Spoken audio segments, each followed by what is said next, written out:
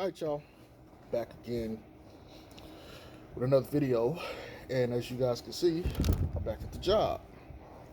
I've enjoyed my semi 2 week break due to spring break and the post week break due to making sure no one has COVID. But now I'm back, and with that, I got to give y'all my classroom videos. So here's the thing, and matter of fact, let me make sure I turn off this background noise and whatnot.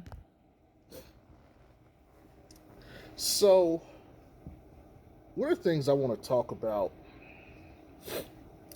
is the guard conundrum issue that the Pels are going to face here in the next couple weeks when Zoe gets back.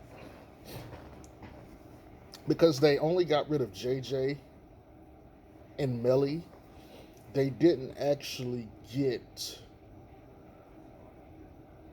they didn't get rid of enough. Because here's the issue now.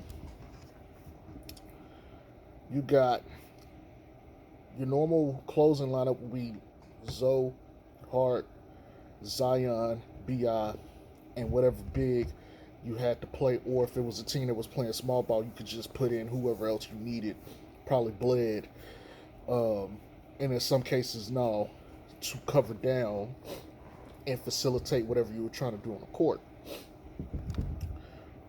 Now, with now playing really well, the first time he came in when Zoe was injured, he was he had one good game, one really good game, and then the rest it was just terrible. Even after Zoe got back, but now he's starting to put a steady diet of healthy games together here, and he's starting to find his rhythm, which is really good. The Pelicans needed this, and I actually, just want to toot my own horn. I was promoting Nall as a starter well before the season started, before anybody else started saying that. I felt he should have been starting day one, and I still think he should have been starting day one unless you played Josh Hart there, which I wouldn't have had an issue with. Josh Hart also campaigned to be that starter too. I thought he probably, at first I thought he should have started, then I thought about it, I was like, no, Nikhil has a little bit deeper toolbox, and I think he's a natural too. And so I would have rather have had Josh come off the bench for the second unit and just let Nall sit there under the guidance of Zoe, BI, and Zion. And I figured that would work better for him as he develops chemistry next to those guys, because I thought that was what you're going to want going forward. Those four, and then whatever big you get. Well, you got Nall playing good. You got Bledsoe playing good, which that helps. When Lonzo comes back, Lonzo's going to be playing good. At least we assume. Okay, so now that's 3. Then you got Kira playing good. So now that's 4. And Josh Hart, who's really a 2, you're going to have him. That's 5. How do you play all these guys in the closing minutes of the game? Right? Somebody's not going to get play. I think we all can agree Kira's not going to get play. So that leaves 4 guys. Bledsoe has been out of a lot of the closing lineups. Okay, so that gives you 3. No, I'm not throwing up gang signs. So here's my question. What is the closing rotation for this team going to look like? Obviously, you're going to have beyond Zion and Lonzo. That's going to be who you close with, period. Right? Those 3. But then what do you go to outside of that? Are you going to play Josh Hart or are you going to play Nall? You probably can't play both unless, both teams are playing just universal small ball, in which case, do that. But, how do you deal with that? The whole point was to try to get rid of Zoe or, Bled and JJ to get room for Kira and Nall to play meaningful minutes there. This Zoe injury has been a blessing for the Pels in general, because it's like, okay, we can let these guys get run. So it works perfect for them. And they get to kind of see what a potential backcourt of these guys would look like next to Zion and BI. But again, you got these guys playing exceptionally well right now, and they're winning. Zoe is going to have to get that spot back because he is clearly better than any of those guys. So someone is not going to get the minutes. Someone is not going to play. And so how do you go about the business of, dealing with that? You know, that's going to be a huge issue. Now, Zoe and Josh Hart have kind of closed for the most part most of the season.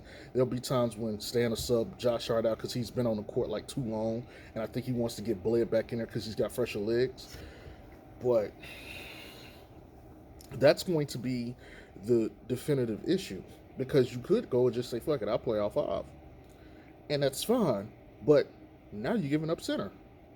You don't really have the size, which is part of the problem with this roster. Like, if you were going to draft anybody, you should have got someone 6'10, 6'11 who could flex between 3 and a 5. Like, that's what you really need. And I hope they address this going forward. But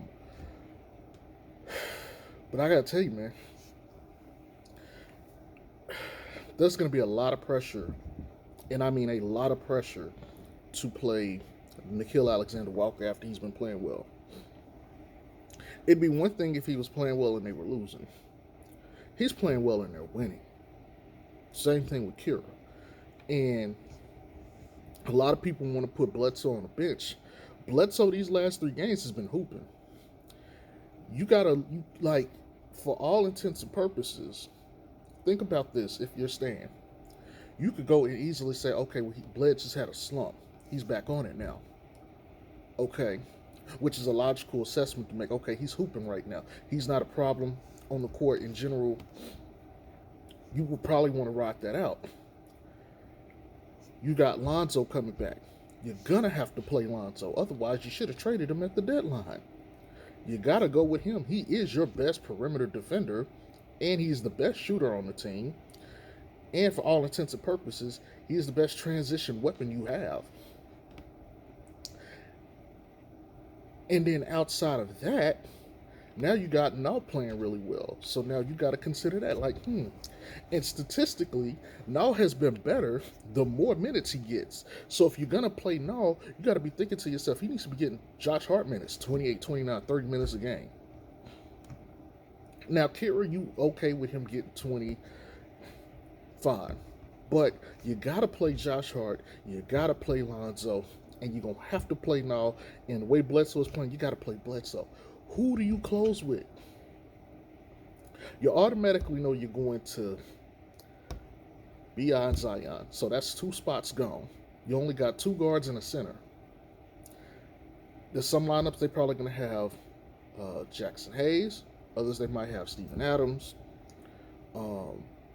Maybe even Willie Hernangomez in certain games. But they don't have enough versatility there for my liking. But again, do you trust Zion to have to defend Joel Embiid? Do you trust him to have to defend the Joker? Do you trust him to have to defend who else plays center? I guess you could say AD.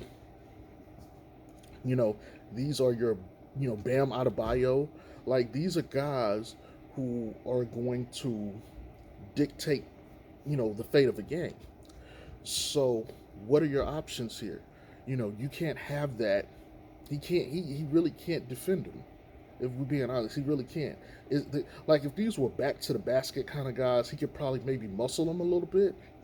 But outside of that, he's for lack of a better term, he's barbecue chicken, like Shaq said. So, you got to have some size back there. So you're going to have to, slot one of your bigs. Okay, so now what? Who are you going to play? You played Lonzo, Josh Hart the whole year. Are you going to pull Josh Hart out and play no? Bledsoe's playing much better. You going to put Bledsoe back in? This is going to be interesting to see how these minutes tally up. I think at this point the Pels are perfectly fine with letting Lonzo play, for sure. And the question is okay,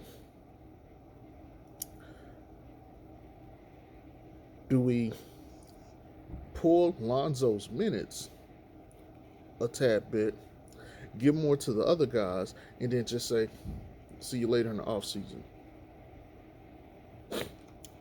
Or do you say, okay, we're going to try to keep Lonzo this offseason, so we need to play him next to Nikhil late game to see how that works?